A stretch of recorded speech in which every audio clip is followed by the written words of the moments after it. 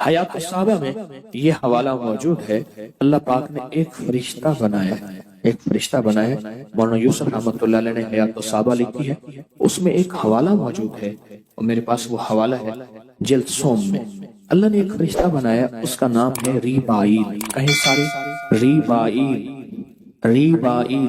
اس کے ذمہ صرف ایک خدمت ہے، وہ مومنوں اور مسلمانوں کے ذمہ ایمان والوں کے دلوں میں ٹھنڈک ڈالتا ہے، سکون ڈالتا ہے، راحت ڈالتا ہے، ٹینشن ختم کرتا ہے، اور ذہنی تناؤ، کھچاؤ اور یہ ساری چیزیں وہ ختم کرتا ہے۔ اس فرشتے کے ذمہ صرف ایک چیز ہے، وہ ہے سکون اور چین۔ آج اس کا ایک عمل کریں گے، اور میں نے جب سے یہ بتانا شروع کیا ہے، 20 گولیاں کھانے والے، 10 گولیاں کھانے والے، کیونکہ ایک وقت آتا ہے گولی اثر کرنا چھوڑ دیتی ہے، ایک وقت آتا ہے دوا اثر کرنا چھوڑ دیتی ہے، ایک وقت آتا ہے زندگی میں یہ چیزیں اثر کرنا چھوڑ دیتی ہیں۔ کہتے ہیں جب سے آپ نے ہمیں اس فرشتے کے حوالے کیا ہے، اس فرشتے نے تو ہماری زندگی میں چین بھر دیا، سکون بھر دیا۔ بیماریاں ہیں تو چین ہے، غربت ہے تو چین ہے، حالات ہیں تو چین ہے، زندگی میں اصل چین ہے اور سکون ہے۔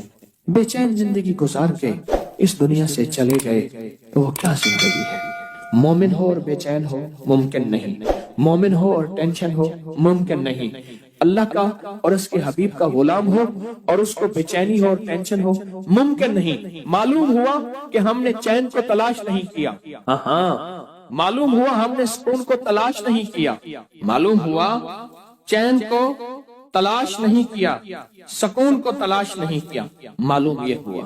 آئیں پھر اس چین کو، اس سکون کو تلاش کرنے کی ایک تدبیر میں بتاتا ہوں۔ فرمایا ایک فرشتہ ہے جس کا نام ریبائل ہے، اس کا کام صرف مومنوں کے دلوں میں ٹھنڈک پہنچانا ہے۔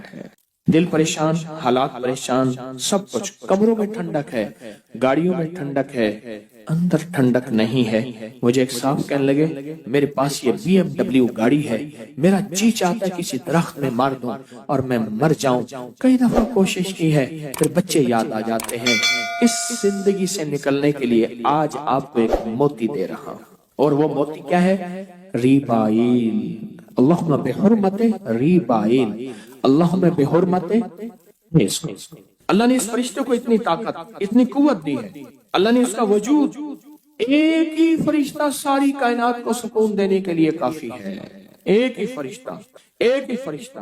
اور یہ آپ کو زندگی میں کہیں بھی سختی آئے، تلخی آئے، بے چینی آئے، بے سکونی آئے، راحت چھن جائے، چین چھن جائے، نیند چھن جائے، عافیت چھن جائے، تو آپ اپنے رب کو پکاریں، اور اللہ نے آپ کے لیے ایک فرشتے کی ڈیوٹی لگا دی ہے۔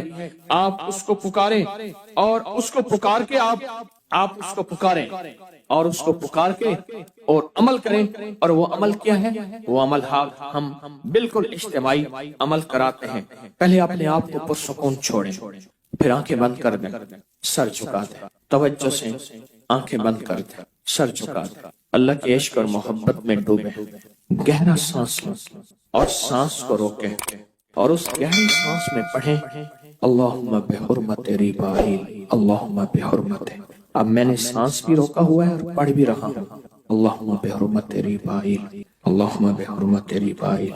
اب دل پہ دائیں ہاتھ رکھیں، دل پہ دائیں ہاتھ رکھیں، سانس رکا ہوا ہو، سر جھکا ہوا ہو، اور پڑھ رہے ہوں اللہم بحرمت ریبائیل۔ جب سانس ٹوٹ جائے سانس نکالیں، پھر سانس لیں اللہم بحرمت ریبائیل۔ پوری امت کا تصور کریں، اللہ سب کو چین سکون دے، اللہ سب کو راحت دے۔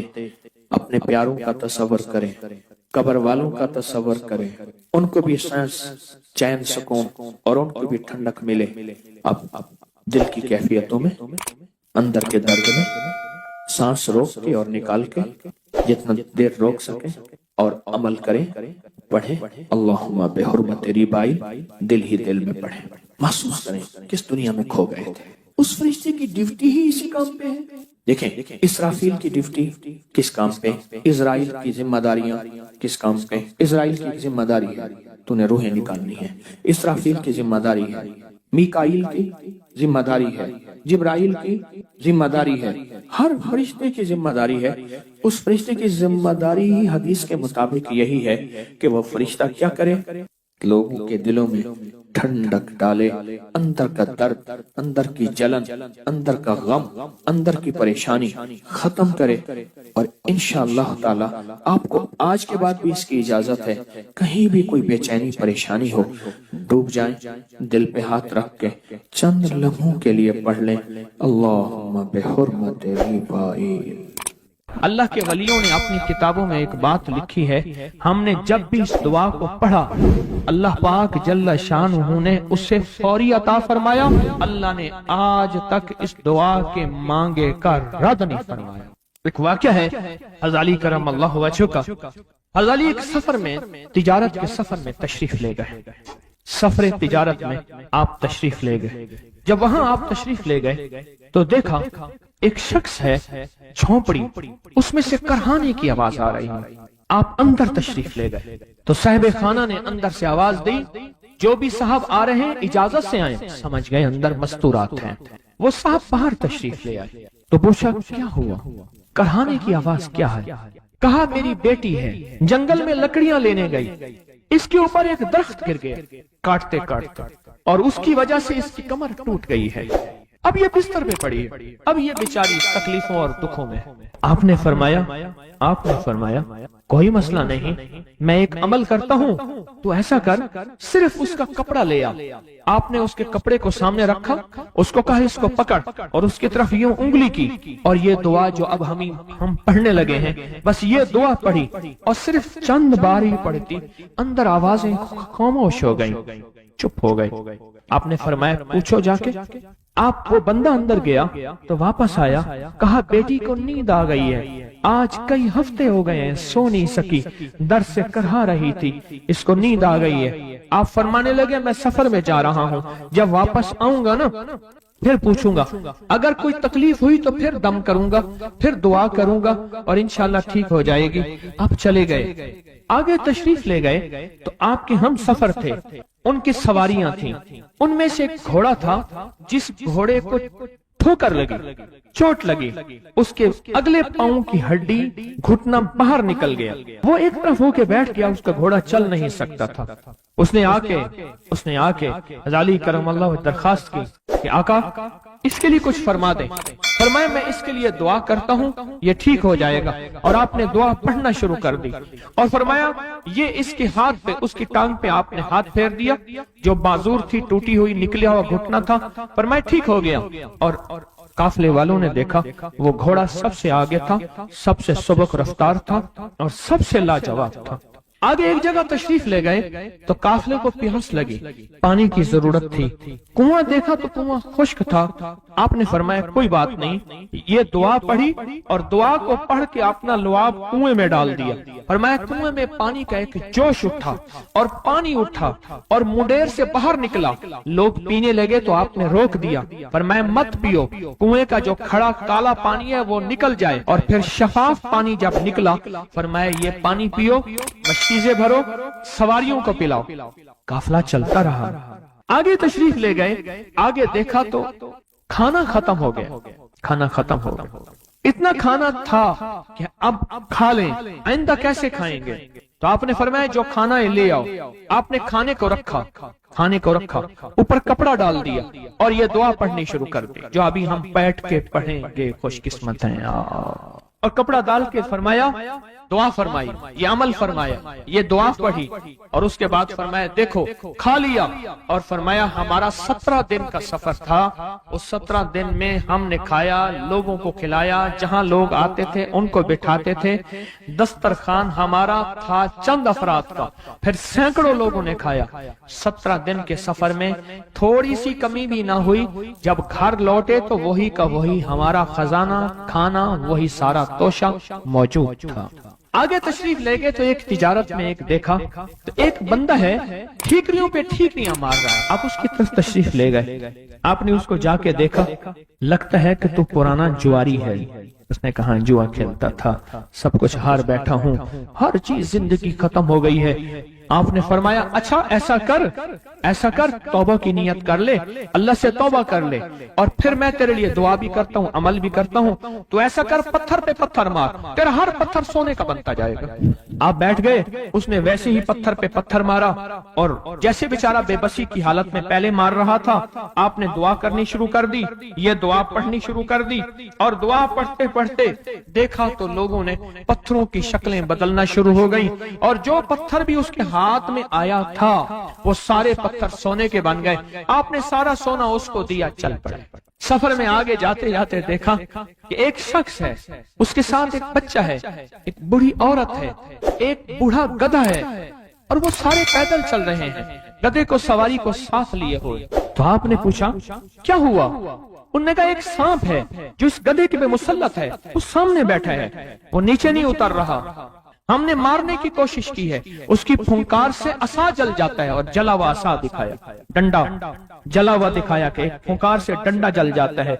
वो मुसल्लत है गधे पे, हम पैदल चल रहे हैं, मंजिल पे है, सांप मुसल्लत है, इसका कोई हल नहीं। आपने फरमाया इस गधे को इस झाड़ी से, इस दरख्त से बांध दो और बांध के आप किबला रुख हुए और ये दुआ पढ़नी शुरू कर दी। और फरमाया फिर दूसरे रुख हुए और ये दुआ पढ़नी शुरू कर दी और तीसरे रुख हुए और दुआ पढ़ने के बाद आपने उस सांप पे फूंक मारा। सांप चींटी बन के छलांग लगाई और गायब हो गया। तो उन्होंने पूछा आका ये क्या था? फरमाया ये तुम्हारे ऊपर एक दुश्मन जिन मुसल्लत था जो के तुम्हारी जानों और इज्जतों का लुटेरा था। आखिरकार आपके गुलाम ने आपसे पूछा आका अगर आप ये दुआ हमें सिखा दें, चश्मे फैज से गरेक इशारा हो जाए, चश्मे फैज से गरेक इशारा हो जाए, लुत्फ हो आपका और काम हमारा हो जाए। आए बिस्मिल्लाह करके इस दुआ को पहले सुनते हैं। या वहाब हबली मिन नेमत दुनिया वल आखिरह इन्नका अंतल वहाब। अल्लाह के वलियों ने अपनी किताबों में एक बात लिखी है, हमने जब भी इस दुआ को पढ़ा अल्लाह पाक जल्ल शानुहु ने उससे फौरी अता फरमाया, वरना उसकी निस्बत अता फरमाई और वरना चंद लम्हों में अता फरमाया, वरना चंद दिनों में। अल्लाह ने आज तक इस दुआ के मांगे का रद्द नहीं फरमाया। और अगर बख्त बुलंद करना चाहते हैं दो, और अगर नसीब से धनी बनना चाहते हैं, और अगर चाहते हैं कि आज जितना है कल इससे ज्यादा ज्यादा ज्यादा और ज्यादा हो। कहने लगा कोई दुआ है, मैं नहीं चाहता खत्म हो जाए, मैं कहता हूँ थम जाइए। अल्फाज निमते हैं हमारी फजाओं में मौजूद हैं और बहुत ज्यादा मौजूद हैं। हमारी हवाओं में और फजाओं में निमते मौजूद हैं, पर हमारे ज़हन में निमतों की शुक्रगुजारी का जज्बा कैसे हो। आए मैं आपको अल्लाह का एक वादा बताता हूँ, अगर मालदार होना चाहते हैं, एक सुन ले जरा, मैं आज 11 चीजें बयान कर रहा हूँ, ये 11 चीजों का पैकेज दे रहा हूँ। जागने वाले सोने वाले सब आज बात सुन लें। अगर मालदार होना चाहते हैं, एक, मेरे साथ कहते जाएं, एक। और अगर बख्त बुलंद करना चाहते हैं, दो।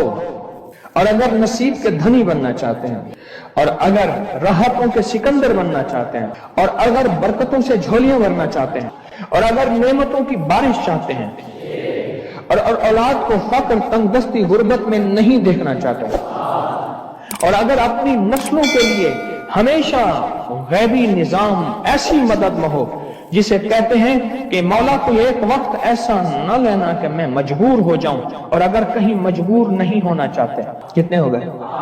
8। और अगर चाहते हैं कि आज जितना है कल इससे ज्यादा ज्यादा ज्यादा और ज्यादा हो, और अगर चाहते हैं कि ये मेरे अलावा मेरी नस्लों में भी हो, कि मेरी नस्लें भी तमंगरी, माल, रिज्क, इज्जत, सेहत, बरकत, बेटे, नेमतें, खैरें, बरकतें पाती रहें मेरी नस्लें, ये नेमतें, तो आप चाहते हैं तो कितने हो गए?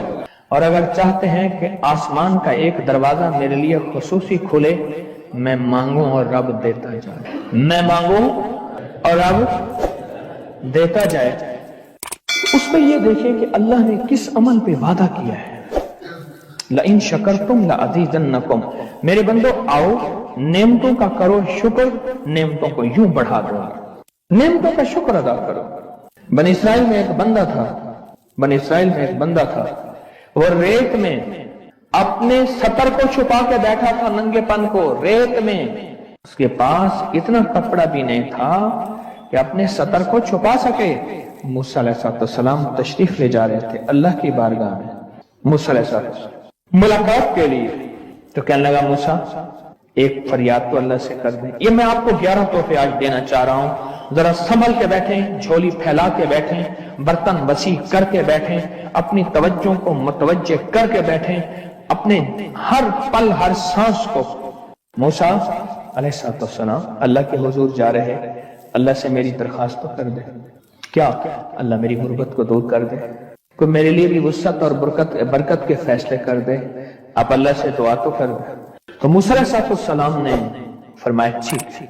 अल्लाह के हुजूर गए ना तो वापसी पे आए, ये आपको 11 आज नेमतों का पैकेज दे रहा हूं और वो सुनिएगा। तो अल्लाह पाक ने फरमाया मूसा मेरे बंदे से कहे मेरी नेमतों का शुक्र अदा करे।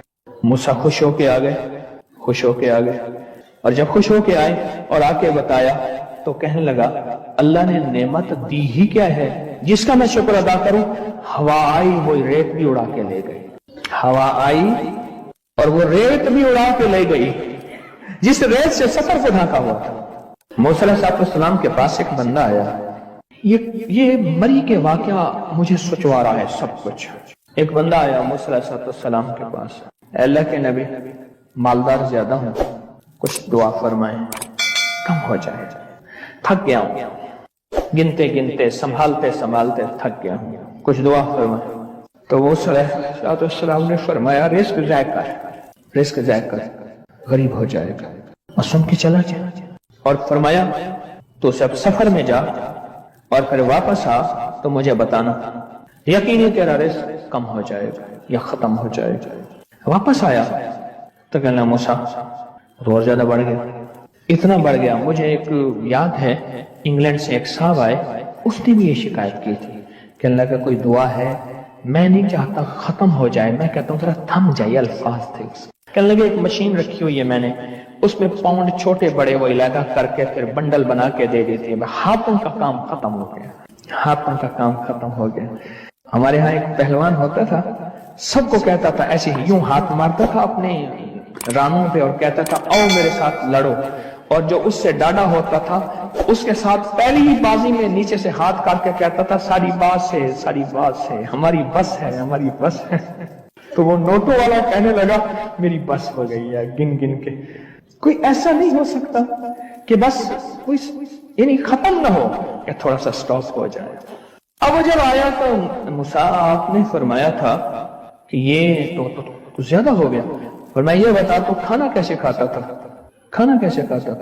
और मैं ऊंट पे चलते हमने खाना होता है, मैं गले में रुमाल बांध लेता था, इधर गले में बांध लेता था, उधर ऊंट के कानों के साथ बांध लेता था, और इस रुमाल के अंदर छोटे छोटे जर्रे गिरते थे। पहले ना सफर में ऐसी रोटियां पकाई जाती थी जो महीनों हफ्तों खराब नहीं होती थी, मेरी नानी मम्मी पकाती थी, उनमें सौंफ भी होती थी, सफेद जीरा भी होता था, मीठा भी होता था, मीठे मन पकाए जाते थे और वो लोग खाते थे। ऐ मूसा मैं वो खाता था और रुमाल में छोटे छोटे जर्रे गिरते थे, फिर जब मैं उतरता था कोई देखता कि चूंटियों के कोई बिल है, मैं वहां डाल देता, और अगर मैं कहीं जाता था काफले में और हम कहीं बैठ के खाना खाते थे तो ऐसी जगह बैठते थे जहां खाना गिरे तो कोई जानवर आके खा जाए। और मूसा अगर मैं खाना खाता था तो बोटी में से थोड़ा सा गोश्त छोड़ देता था। इसके बारे में भी वजाहत है, अगर सफर में हो और जंगल में हो, गौर से समझिएगा, रिस्क वसी करना चाहते हैं, ये मैंने भी आजमाया था सिर्फ 2 बार जिंदगी में, रिस्क वसी करना चाहते हैं तो बोटी में से थोड़ा सा गोश्त छोड़ दें, जैसे वलीमे में अफरा तफरी होती है। अगर चेक करना हो तो वलीमे में जाके देख लेना, दावत या वलीमा वगैरह हो, कहने लगा कि तुझे सबसे अच्छा आदमी कौन लगता है दुनिया में? कहने लगा जो वलीमे में कहता है खाना खोल दो, सबसे बड़ा अच्छा बंदा मुझे वही लगता है। कहा कि मैं सफर में थोड़ा सा गोश्त छोड़ देता था और उस जगह में जानवर आ जाएं। मूसा ने फरमाया कि तेरा रिस्क कभी कम नहीं हो सकता, जा तेरा रिस्क कभी कम नहीं हो सकता, दौलत वुसअत बरकत हमेशा तेरा पीछा करेगी। जो बंदा 3 दफा सूरत इन्ना अंजलना पढ़ता है, 3 दफा दिन के किसी वक्त में, उसको अल्लाह पाक अपना मरने से पहले खुद जलवा दिखाएगा। एक फायदा बता रहा हूं, जो बंदा वुजू के बाद सिर्फ 1 दफा सूरत इन्ना अंजलना पढ़ता है, एक और फायदा बता रहा हूं, मैं अल्लाह पाक उसके लिए रहमत का एक ऐसा दरवाजा खोलते हैं जो आज तक किसी के लिए नहीं खुला। اور ایک دروازہ اگر رحمت کا کھل گیا تو سارے کام بن گئے، ساری مشکلیں حل ہو گئی، ساری پریشانیاں دور ہو گئی. میری تو نسلیں آباد اور شاد ہوئیں صرف ایک دروازے کی وجہ سے. ایک دروازہ، میری تو نسلیں آباد اور شاد ہوئیں. ایک دفعہ سورت انا انزلنا پڑھتا ہے، اور جو بندہ دن کے کسی وقت میں 3 دفعہ سورت انا انزلنا، سورت قدر پڑھتا ہے، اور میں اللہ پاک قیامت کے دن اسے بلا کے کہیں گے کہ میں تجھ سے راضی ہوں، تو مجھ سے راضی ہے، جا ایسی جنت میں جہاں سے کبھی نکالا نہیں جائے گا. اور 3 دفعہ سورت انا انزلنا وبائی بیماریوں کا، وبا کا علاج ہے. وبا کا میں اپنے بڑوں کے پرانی کتابیں بیازیں لکھی ہوئی ہیں، اس میں پڑھ رہا تھا طاعون کی وبا پھیلی، تو میں نے لوگوں کو بتایا، میرے پردادا کے والد لکھ رہے ہیں یہ بات، میں نے لوگوں کو بتایا سورت قدر 3 دفعہ دن میں بار بار پڑھو، جو پڑھے گا وبائی تکلیفوں پریشانیوں سے دور ہو جائے گا. پھر میں نے بابا فرید شکر گنج رحمت اللہ علیہ کے ملفوظات میں، تجربات میں یہ پڑھا. پھر ایک بزرگ تھے مولانا یعقوب نانوتوی رحمت اللہ علیہ، اللہ والے تھے، ٹھیک، ان کے تجربات میں پڑھا کہ جو بندہ 3 دفعہ سورت انا انزلنا پڑھتا ہے، وبائی بیماریاں اور جسمانی بیماریاں اس سے دور رہتی.